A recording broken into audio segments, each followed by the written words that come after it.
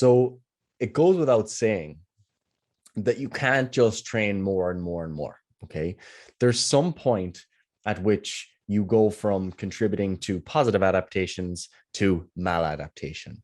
And that could be injury. It could be just a lack of results. So your performance starts to suffer. You're breaking down more than you're building up, etc. Okay. So there's some point at which that occurs. It's very, very difficult to know where that point is in advance. And this is why we always recommend maintaining, some presence, some attention, some awareness to how you're actually feeling during a program.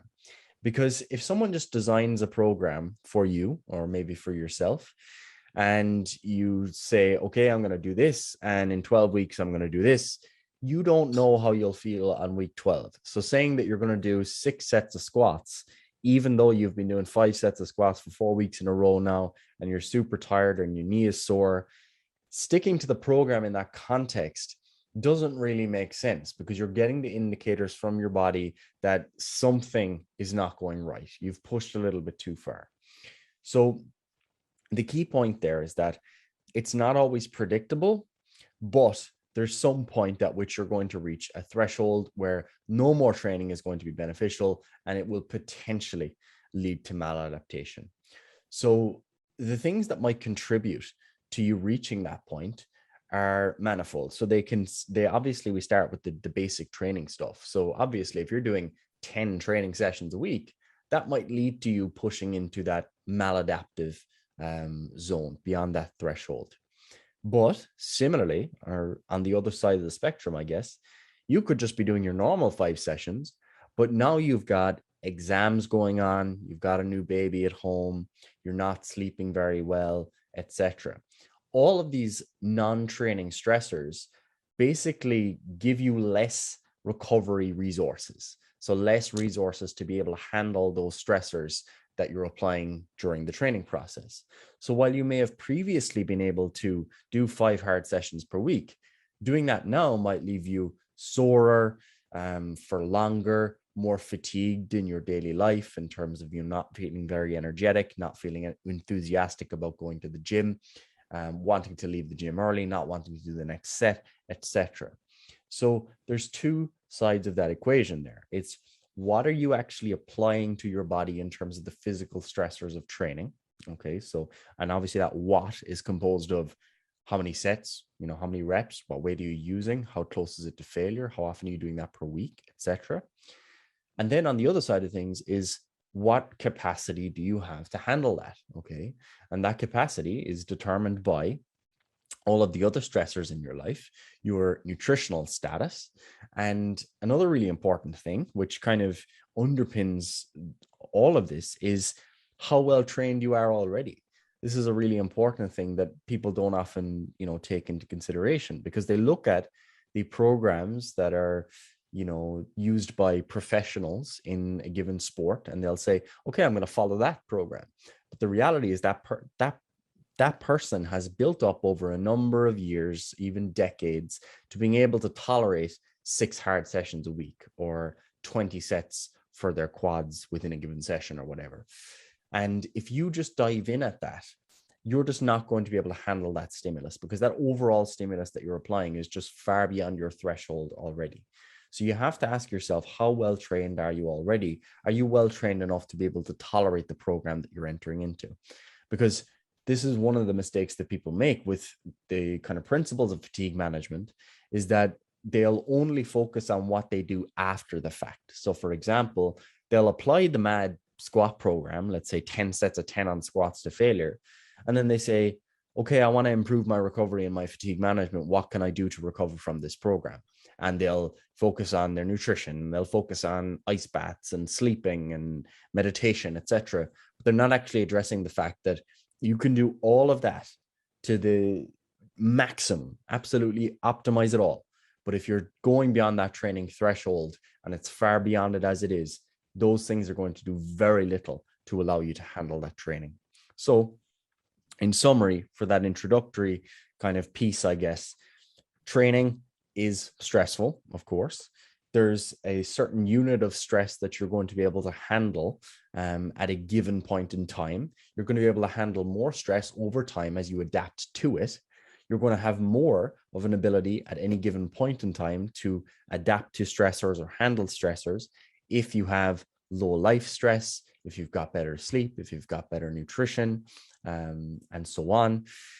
And there's a number of different training variables that are going to contribute to that training stress, including volume, intensity, frequency, the context. For example, are you injured already? Is this a weak muscle group versus a strong muscle group, etc.? So that's just an introduction, and I'll give you the opportunity to add anything you wish, Paddy, and then we can move on. No, that's good. Again, like it all comes back to actually looking at what we're trying to achieve with fatigue management, right? Because again, it can be very, very simple or very simplistic to look at it and go, oh, I'm going to try manage my fatigue after being fatigued. You're like, oh, what can I do to recover from this? You do your really exorbitant, extra high volume, extra high intensity, whatever training session. And then you wake up the next morning and you feel like you're fucking paraplegic. And you're like, oh, I need to start looking after my, fatigue management here if I'm going to be able to survive this program. And that's kind of ass backwards. Now, for 100%, there's going to be a case to be made that, at certain stages of your training program, your training career, whatever, you're going to have to endure more fatigue, right? And again, especially if you're trying to push the boundaries with your physique development, your strength development, whatever, right? But for the average person, if you are constantly fatigued, you're probably doing too much, right? And we can look at it from the two sides of the equation and go, oh, it's the training stuff that we need to manipulate, or it's the recovery, all the other stuff outside of that we need to manipulate. But the ideal case here should be you manipulate both of them, and then you do the minimum effective dose for your training, and then you do the maximum effective dose for your recovery, because that's probably going to lead to the best results, and it's probably going to lead you to having the best life in general, right? And of course, I know whenever you tell someone to do the minimum effective dose, they're like, I like to do more. And 100%, like the two of us, of all people, are probably doing too much in general. So we're not going to hold you back from that.